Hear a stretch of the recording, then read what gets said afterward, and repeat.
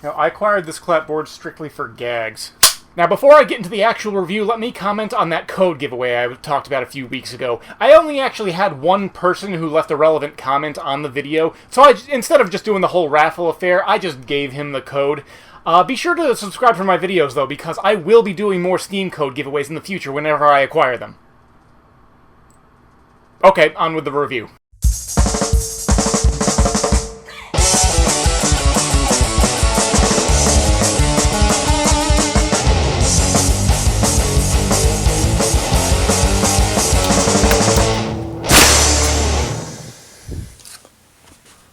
Hi folks, welcome to the Gaming Guillotine, where I extol the excellent and execute the poorly executed.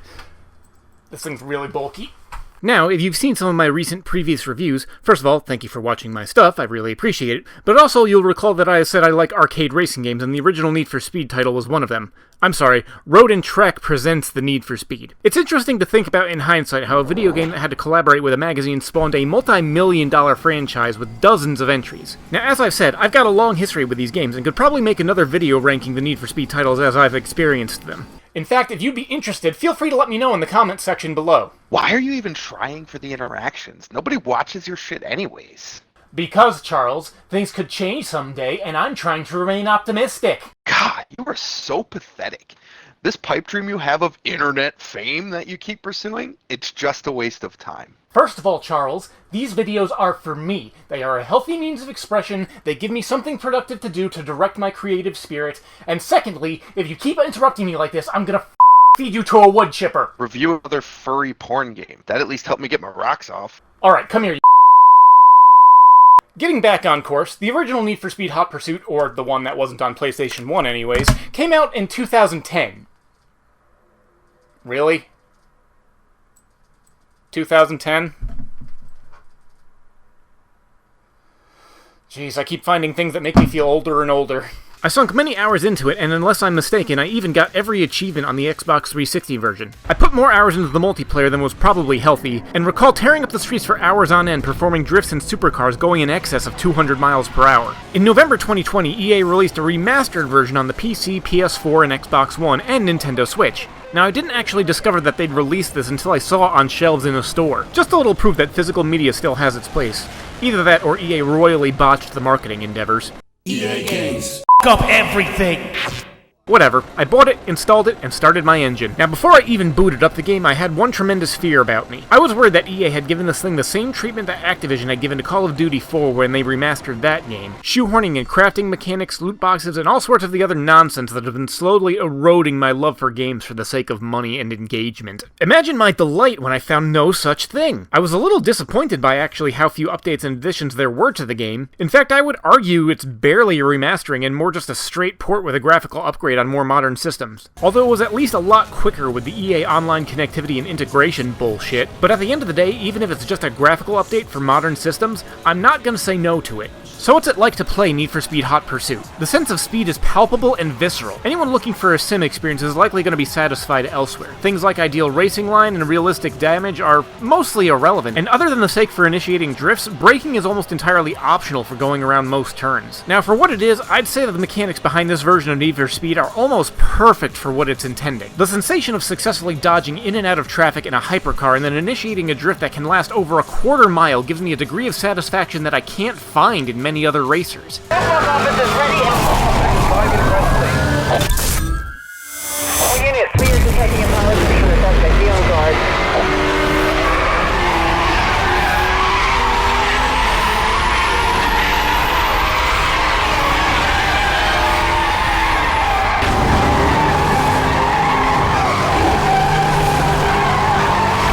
This is amplified by the fact that while the controls and physics are by no means realistic, the cars do have a palpable weight to them, and you do have to manage things like inertia and at least anticipate your relative line to compensate for other cars and obstacles on the road. While you are flying by at insane speeds and pulling off absolutely insane turns, these cars do not turn on dimes. That also leads to one of my minor criticisms with the racing itself, and that's how you can sometimes have difficulty seeing the road ahead. While not occurring universally, I did have several instances where I essentially took a blind turn and came face to face with a car hazard that I could not not avoid given my trajectory, and brought the race to a screeching halt and sometimes necessitated a restart. But that's just one minor complaint. Back to the descriptors of positives. So far I've neglected to touch on the topic, but given the title Hot Pursuit, it makes sense that there's going to be police-involved activities for this racing game. So far I've been talking about the generalized racing mechanics, which could apply to either side. On the racing side, you have standard format races where you try and compete against other cars to see who can get across the finish line first on whatever section of the map has been established for your course. There's also the usual fare like time trials and special events for trying out specific cars. However, the addition of cops in some modes definitely adds little zest, especially in the multiplayer.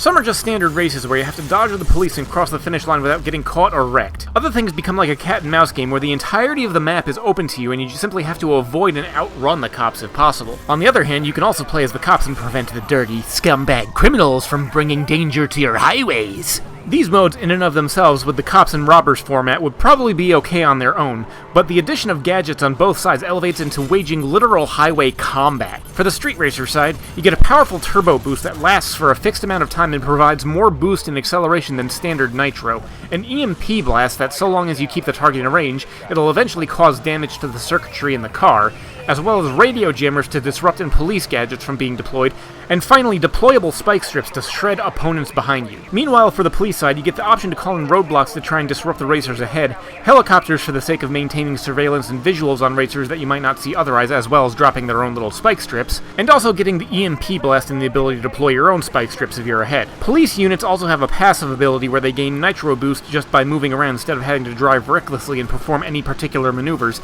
and their top speed is usually slightly higher than the street racers for the sake of balancing in pursuit modes. Although I do have to wonder, who is supplying these racers with the military-grade equipment that is being installed in police cars? It's not like it needs a story to make the game any more fun, but I feel like it definitely could be more fun with a story. And this is a complaint about a lot of modern racing games in general. There basically is no story. Now, in order to try and not contradict myself too drastically, a storyline is not absolutely essential in having fun on a video game like this. Doom 2016 established that simply laying out the mechanics and letting you have fun in the sandbox of options is more than enough to bring satisfaction to a video game. However, I am a hopeless mutant and always enjoy a bit of context in what's going on. In fact, let's go back to citing a few more other Need for Speed titles. Specifically 3 in my favorite Need for Speed list in no particular order.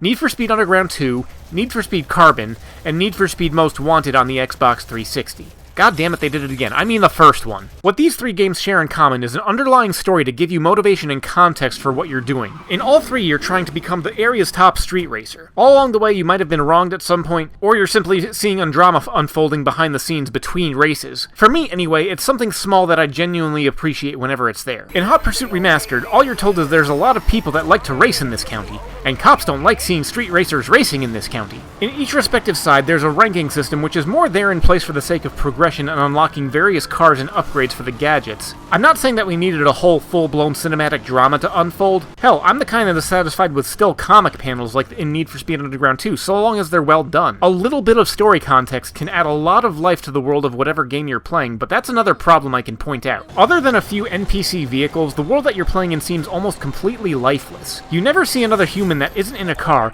or any other signs of activity other than a world that could essentially have nothing but sentient cars roaming the highways after humanity was wiped out. If it weren't for seeing human silhouettes in the cars themselves, I would give that thought a little bit more credence. But there's almost nothing. No road construction crews creating random hazards across the map somewhere, no delivery trucks running supplies to keep the society functioning, not even a tow truck giving roadside aid with some panicked attendant that suddenly has to dodge a street race would at least make the world seem a little bit more lively. Not that the game looks bad by any stretch. The range of environments and vistas is fairly impressive for the sandbox you're driving in. It makes for nice set-piece moments whether you're driving along a coastal road watching the ocean lap on the sandy beaches below, or tearing through a mountainous pass while snow falls on you. I'd imagine that's where a good portion of the work went when initially making this game. It looks fantastic, but like I said, that beauty is only skin deep, and the second you start looking for things just beneath the surface, you begin to show cracks. And speaking of cracks, I'm about to talk about some of the asses that you might encounter in multiplayer. Okay, I'm mostly being facetious with that line. So long as you're maintaining a mindset for just some mindless fun, then there's a good time to be had on multiplayer. However, if you start taking the game seriously, it gets rather infuriating, and I'm finding that this is becoming an issue with many team-based multiplayer games as I age. Matchmaking can make the experience vary wildly. In a good matchmaking round, both sides are relatively balanced, and the race is tense, impactful, and you don't know who's going to come out on top. However, in a racers versus cops mode that isn't well balanced, the winner is usually determined before you've exited the third turn of the track. A good team of cops will try and coordinate and go after who is the most likely to escape or is the biggest threat, while a bad team will have 3 units dogpile one person on the first turn, while one remaining cop tries desperately to keep the other 3 in visual range so as to have the hope of bringing a win to their team. I'm not bitter at all. What are you talking about?